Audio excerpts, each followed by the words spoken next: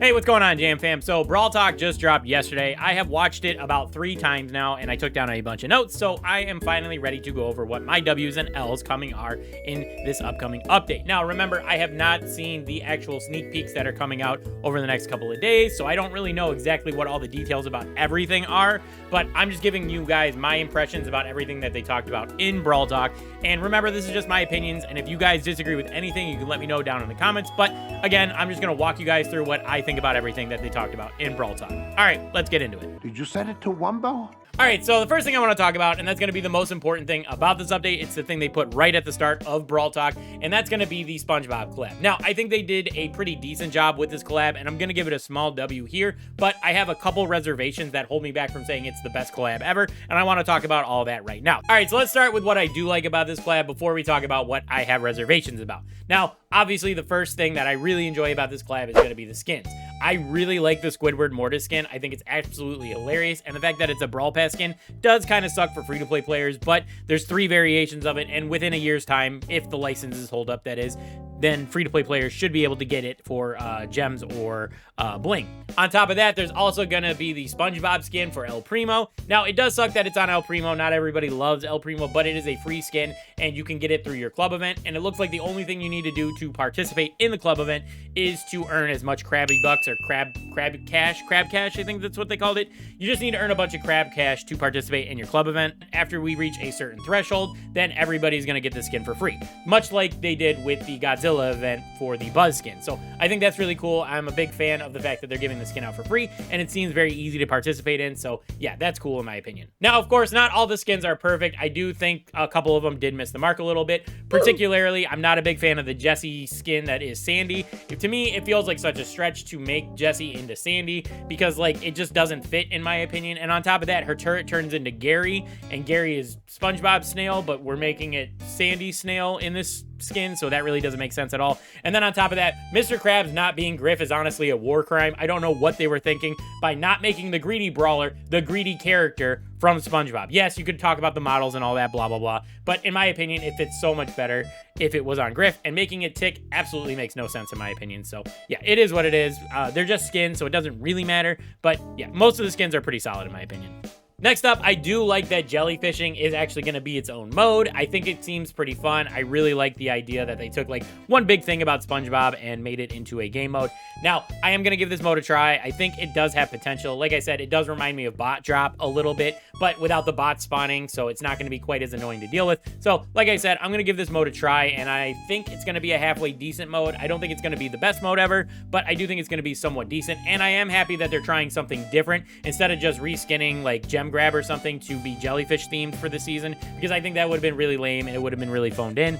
But giving it its own mode, its own slot that's going to be active pretty much all the time is very interesting, and I want to try out different modes, so I want to see how this one actually holds up. So I will end up doing a review about Jellyfishing at some point during the season. But now let's jump into what I worry about the SpongeBob season, and the first thing that I'm going to worry about is these power-ups. Now, we have seen this type of thing before. That's going to be with mutations, and mutations were absolutely annoying. In my opinion, it kind of ruined the game in some modes. Whenever there was a mutation modifier up, I actively avoided that mode, and that was mainly because some of the mutations were just stupid overpowered and they were not fun to play against, mainly being Rico and Ruffs. They would just become like a bullet hell shooter. You would just have to sit in a corner and hope that you didn't get hit if you weren't running Rico and Ruffs, and it just wasn't fun to play. Now, thankfully, the SpongeBob power-ups are going to be a little more generalized than the mutations were. They're not going to be specific to a brawler's mechanics, so I don't think they're going to be nearly as strong as mutations actually were, but I do think there's going to be a couple of strong ones. Particularly, I think Chum Ball is going to be a big buff for the brawlers that get it. You get a speed buff, you get a supercharge rate, you get healing.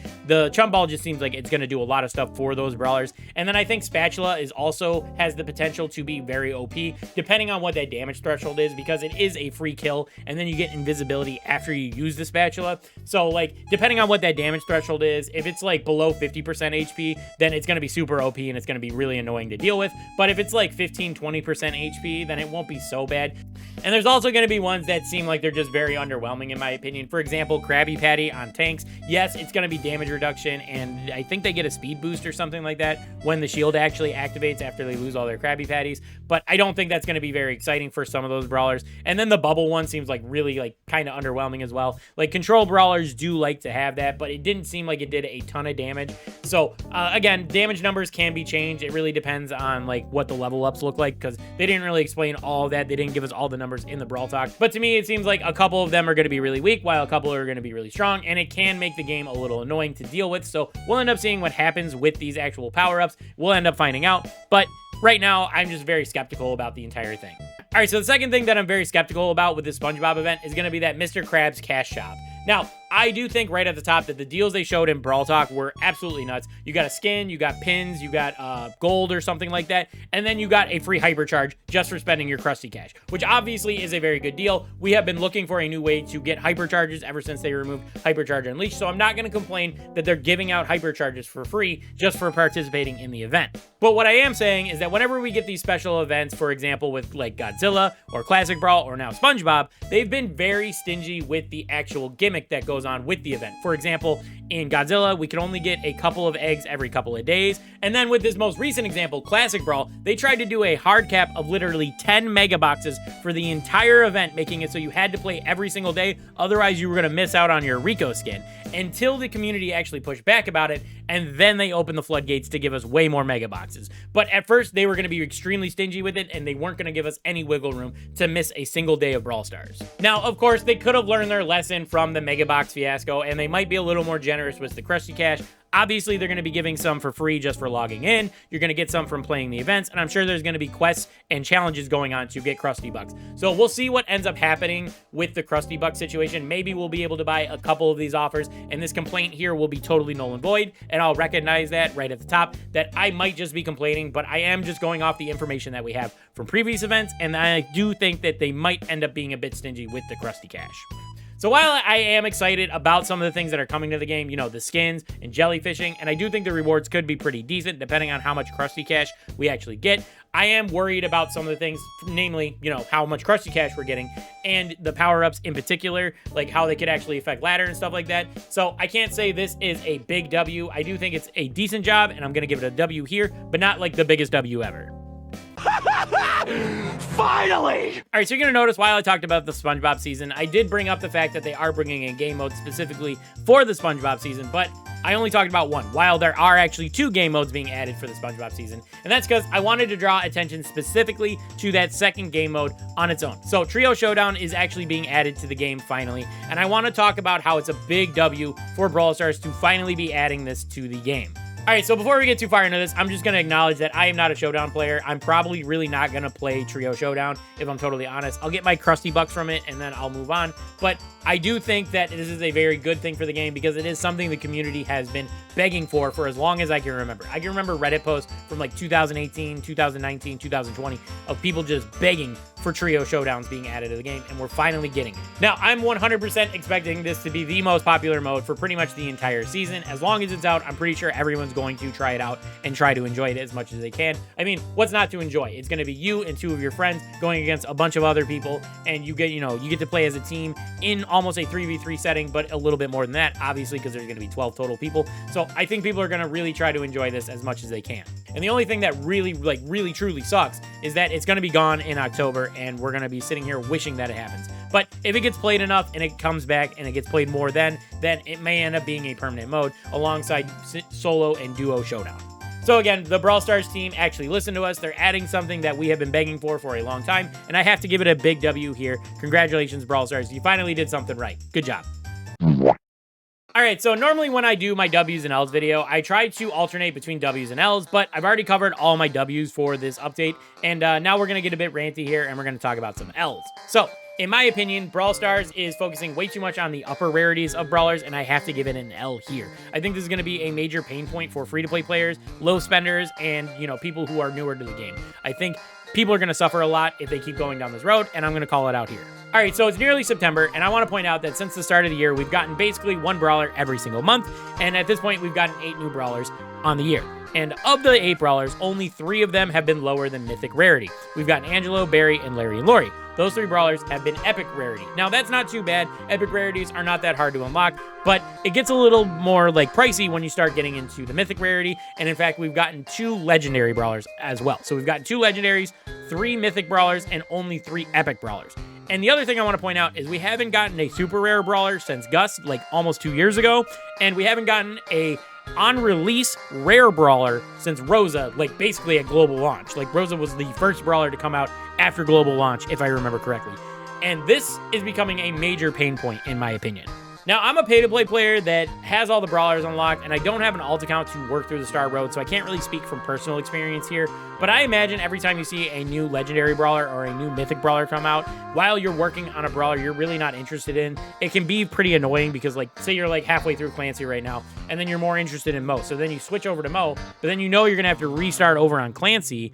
It's like, it's got to be super annoying. And then, like, when you're halfway through Clancy, then Kenji drops, and everybody's going to switch over to Kenji when he starts to come out. So it's got to be, like, a super annoying and, like, terrible process to have to deal with. If, like, I have to imagine. I know I would personally be annoyed constantly having to switch brawlers if I want to keep up with the most meta stuff. Now, I want to say I don't really hate on Mo or Kenji at all. I think those are going to be a lot of fun brawlers. I'm very interested in Mo. I think he looks like a lot of fun, and he seems like he's got a decent personality, and I think everybody is excited for Kenji. I think that that's very exciting, but I do think Kenji being a legendary brawler and the fact that we've already gotten Draco and Kit at this point in the year, it's kind of crazy that we went from having 1 legendary brawler come out to possibly 4 by the end of December.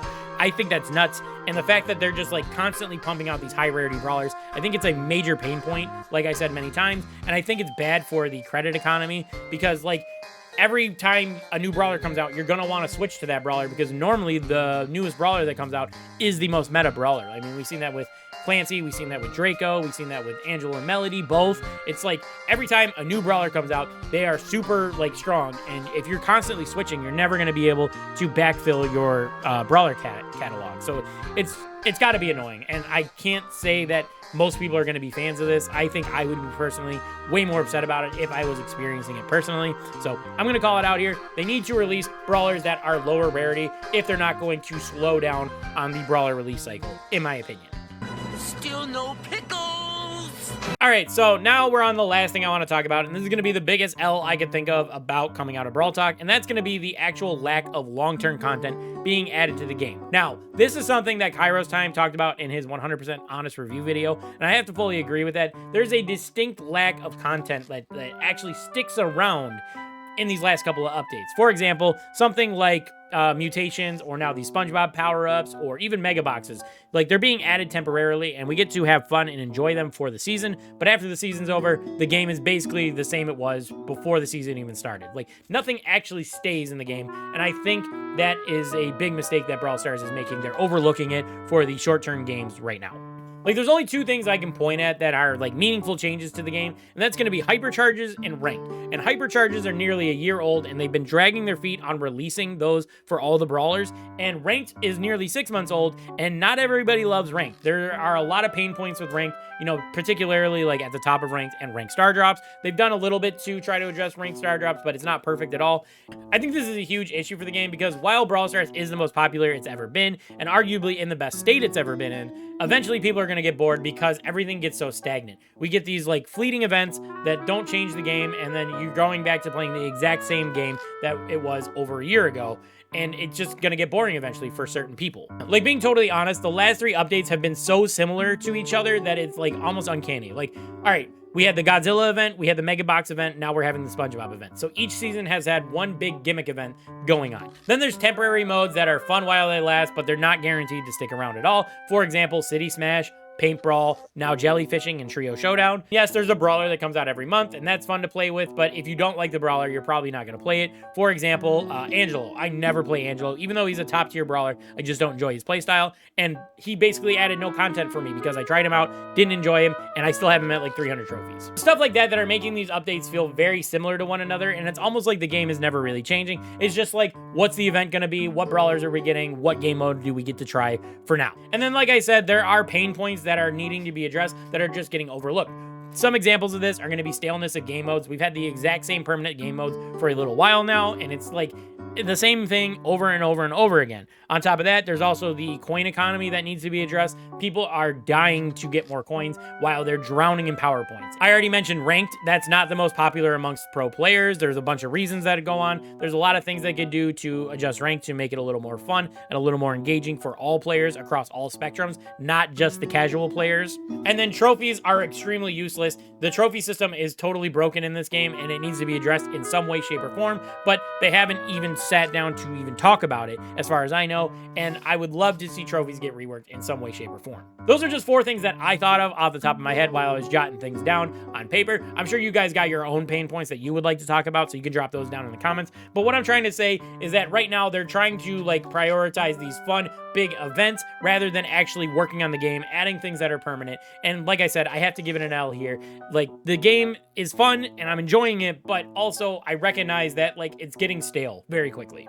So that was a bit of a bummer way to end that section, but like I said, this is just how I do my W's and L's, and that's just where I wanted to end it. So I do think the game is getting a bit stale, but overall, I don't think this update's going to be horrible by any stretch of the word. I think it's going to be a decent amount of fun, and I think we're going to get some rewards out of the Spongebob event. So yeah, I think it's fine, but those are my W's and L's. I think the Spongebob event's going to be okay, but it's not going to be perfect by any stretch of the word. I also think that Trio Showdown being added is like amazing, and I think that's a big W there, but like I said, I do have the pain points about the brawler rarities. Despite me being excited for the brawlers themselves, I think that they need to focus on lower rarity brawlers a bit more, and I think they need to focus on actually adding long-term changes to the game, which we are not getting in this update, so I do have to give those both L's here. But in the meantime, let me know what you guys think about these W's and L's. Let me know if you guys agree with my takes here in this video or not. Anyway, that's going to do it for this one. If you enjoyed my ranting, make sure you leave a like on the video, and if you're new, consider dropping a sub as well. But that's going to do it for today. I want to thank you guys for watching, and I will catch you guys in the next one. Peace.